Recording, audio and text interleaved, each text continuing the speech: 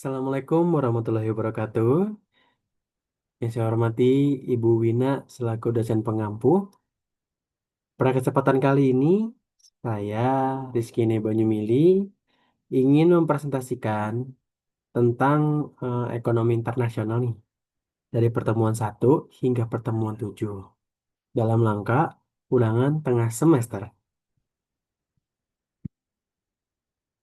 Di sini ada definisi ilmu ekonomi internasional mempelajari hubungan ekonomi antar negara yang mempengaruhi alokasi sumber daya dengan bentuk hubungan seperti perdagangan, investasi, pinjaman, dan kerjasama internasional. Ilmu ini mencakup teori dan kebijakan, polisi, dengan cakupan lebih luas dari ekonomi nasional karena bersifat antar negara. Faktor-faktor dan bentuk hubungan ekonomi internasional. Di sini faktor pembeda dengan ekonomi umum. Pertama ada perbedaan mata uang. Peraturan pemerintah mencakup kebijakan seperti tarif kota serta pajak, ekspor dan impor.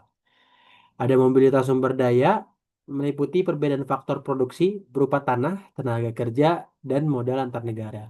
Perbedaan hukum adalah selera, adat istiadat, dan agama antar negara yang mempengaruhi jenis barang yang diperdagangkan. Salah larangan impor babi di Iran, sama seperti Indonesia ya. Jadi Indonesia juga tidak menerima impor babi, teman-teman. Bentuk hubungan ekonomi antar negara, pertukaran barang dan jasa, pertukaran faktor produksi, tenaga kerja, modal dan teknologi, atau hubungan utang piutang antar negara. Ruang lingkup ekonomi internasional. Pertama ada teori dan kebijakan perdagangan, teori dan kebijakan keuangan moneter, dan organisasi dan kerjasama ekonomi. Yang keempat ada perusahaan dan bisnis internasional. Manfaat hubungan ekonomi internasional, pertama ada keterbukaan pasar, liberasi, liberalisasi perdagangan, arus uang, dan transfer teknologi. Yang kedua ada ketergantungan ekonomi, ditandai adanya perusahaan multinasional. Yang ketiga persaingan ketat untuk meningkatkan produktivitas, efisiensi, dan efektivitas yang makin optimal. Ini untuk pertemuan dua ada teori perdagangan, merkantilisme. Merkantilisme merupakan suatu sistem tentang kebijakan ekonomi yang dianjurkan dan dipraktikkan sekelompok negarawan Eropa pada abad 16 dan 17.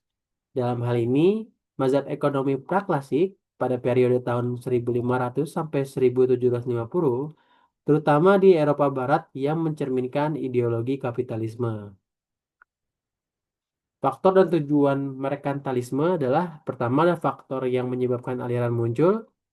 Di sini ada munculnya negara yang merdeka di Eropa seperti Inggris, Perancis, Jerman, Italia, dan Belanda yang ingin mempertahankan kedaulatan, kebebasan, dan kesejahteraan rakyatnya. Dengan dibuka jaringan perdagangan, diadakan pelayaran serta eksploitasi wilayah-wilayah baru dan ditetapkan logam mulia sebagai standar ukuran kekayaan suatu negara. Tujuan utamanya adalah menitik beratkan pada perdagangan antar negara. Yang kedua ada hasrat untuk mencapai kemakmuran. Yang ketiga usaha untuk membangun kekuasaan. Yang keempat hubungan yang erat antara kebutuhan akan kekuasaan dengan perdagangan maupun agama. Di sini ada tokoh-tokoh merkantilisme. Beberapa tokoh telah membentuk teori kebijakan. Ada John Bodin 1530 sampai 1596, seorang ilmuwan Prancis yang menjelaskan bahwa kenaikan harga barang disebabkan oleh bertambahnya logam mulia, praktik monopoli, kelangkaan barang akibat ekspor, gaya hidup mewah, bangsawan, serta turunnya nilai mata uang karena pengurangan kadar logamnya. Dua Thomas Muns tahun 1571 sampai 1641. Dalam bukunya Treasure by Foreign Trade, Moon menjelaskan bahwa kekayaan negara meningkatkan melalui perdagangan luar negeri dengan ekspor lebih besar dari impor, serta penggunaan sistem pembayaran bank yang menjadikan komoditas sebagai jaminan kredit. Ada Jean Baptiste Collapse tahun 1619 sampai 1683.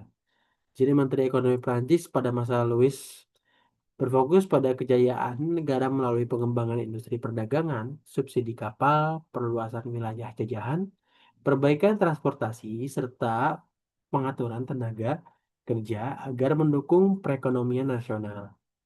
Sir William Petty tahun 1623 hingga 1687. Akademisi Oxford berpendapat bahwa nilai barang ditentukan oleh biaya hidup pekerja, bukan jumlah hari kerja. Ia menekankan pentingnya jumlah uang yang seimbang dalam ekonomi karena kelebihan uang menurunkan bunga modal dan mendorong kegiatan usaha. Teori klasik perdagangan internasional merupakan aliran ekonomi modern pertama yang dipelopori oleh tokoh seperti Adam Smith, David Ricardo, dan Jean-Baptiste melalui bukunya The World of Nations. Dalam bukunya The Wealth of Nation, Adam Smith menjelaskan bahwasannya pasar bebas mampu mengatur dirinya sendiri melalui konsep invisible hand tanpa perlu campur tangan pemerintah. Aliran ini berpendapat bahwa kebebasan perdagangan dan fleksibilitas harga akan menciptakan keseimbangan alami serta mendorong pertumbuhan ekonomi antar negara. Pertemuan tiga ada teori neoklasik dan modern.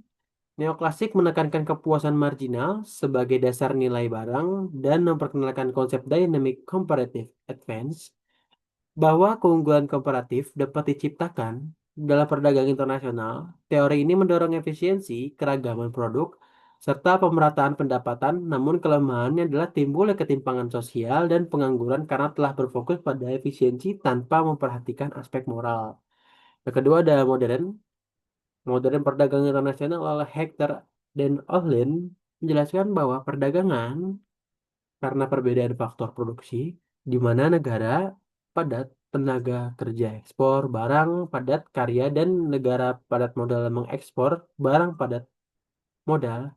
Teori ini menolak keunggulan alamiah sebagai dasar perdagangan.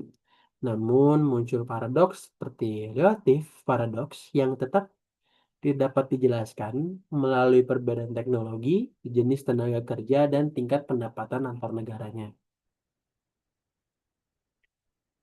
Faktor pendorong perdagangan internasional yang pertama ada perbedaan sumber daya, menjadikan setiap negara memiliki kekayaan sumber daya alam yang berbeda. Yang kedua, kemampuan negara mengolah sumber daya ekonomi berbeda. Yang ketiga, perluasan pasar. Keempat, kerjasama, hubungan politik, dan dukungan negara lain. Yang kelima ada penerapan teknologi dan penghematan biaya produksi, efisiensi. Dampak perdagangan internasional terhadap pertumbuhan dan kompensasi perdagangan internasional mendorong peningkatan produksi dan konsumsi. Namun jika pertumbuhan terlalu fokus pada sektor ekspor dengan permintaan rendah dapat menimbulkan emisi emisi rising growth. Agar adil, perlu prinsip kompensasi bagi pihak yang dirugikan melalui kebijakan pemerintah. Dua, terhadap kesejahteraan masyarakat, dengan adanya perdagangan antar negara dapat disimpulkan kesejahteraan secara total bagi negara pengimpor dan negara pengekspor secara bersama-sama meningkat. Walaupun demikian, bila dilihat masing-masing produsen dan konsumen bagi kedua negara, tampak bahwa produsen negara pengimpor dan produsen di negara mengekspor akan mengalami peningkatan kesejahteraan. Lembaga Ekonomi Perdagangan Internasional. Pertama ada Bank Dunia atau World Bank, didirikan tahun 27 Desember 1945, bertujuan mengurangi kemiskinan dan mendukung investasi, perdagangan serta pembangunan negara berkembang melalui pinjaman, fokus di pendidikan, pertanian, dan industri. Dikecamkan dianggap berpihak pada negara maju dan menerapkan neoliberalisme. Dana Moneter Internasional atau IMF berdiri tahun 1945 untuk menjaga stabilitas keuangan negara dunia, nilai tukar dan neraca pembayaran, memberikan pinjaman dengan syarat reformasi ekonomi. Dan di sini juga dia dikecam juga karena lebih menguntungkan negara kreditur yang memberikan pinjaman. Masyarakat Ekonomi Eropa didirikan tahun 1957. Tujuannya integrasi ekonomi, perdagangan bebas, dan kesejahteraan negara Eropa. memiliki lembaga seperti Dewan Menteri, Komisi, dan Mahkamah.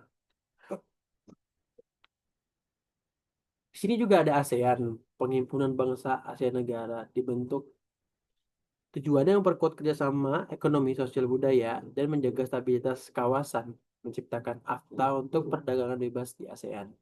APEC, Kerjasama Ekonomi Asia Pasifik, didirikan tahun 1989, meningkatkan perdagangan dan investasi di Asia Pasifik, fokus pada tiga pilar, liberalisasi, fasilitas usaha, dan kerjasama ekonomi teknik.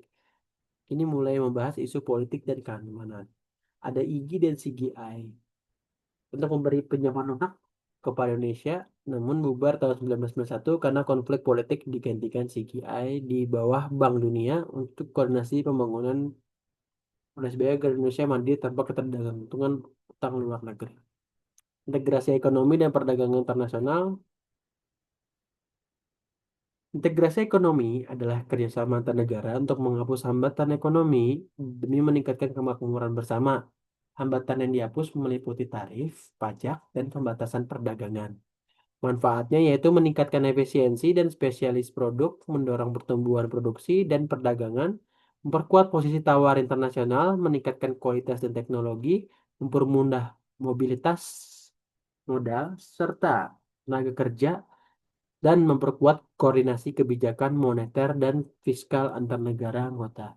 Kerugiannya, integrasi ekonomi dapat mengurangi kedaulatan negara, membatasi kebijakan ekonomi nasional, menimbulkan pengangguran akibat persaingan, dan masuknya produk asing murah, serta membutuhkan kesadaran politik tinggi untuk melepas sebagian kekuasaan negara. Di sini ada dampaknya, integrasi ekonomi menimbulkan dua dampak utama, yaitu kreasi perdagangan dan diversi perdagangan. Kreasi perdagangan terjadi saat negara mengganti produk domestik atau impor mahal dengan impor lebih murah dari sesama anggota, sehingga meningkatkan kesejahteraan. Sebaliknya, diversi perdagangan terjadi saat impor murah dari luar kawasan tergantikan oleh impor lebih mahal dari negara anggota, sehingga menurunkan efisiensi perdagangan. Tahapan integrasi ekonomi di sini ada pertama, tatanan perdagangan preferensial, daerah perdagangan, kesatuan pabean, pasar bersama, kesatuan ekonomi, mata uang tunggal, dan kesatuan supranasional. Oke, sekian presentasi dari saya, Rizky Banyumili. Tadi saya udah jelasin tentang dari pertemuan satu hingga pertemuan ketujuh tadi tentang ekonomi internasional. Semoga hal yang disampaikan mampu untuk menambah wawasan kita semua. Kurang lebihnya mohon maaf. Wassalamualaikum warahmatullahi wabarakatuh.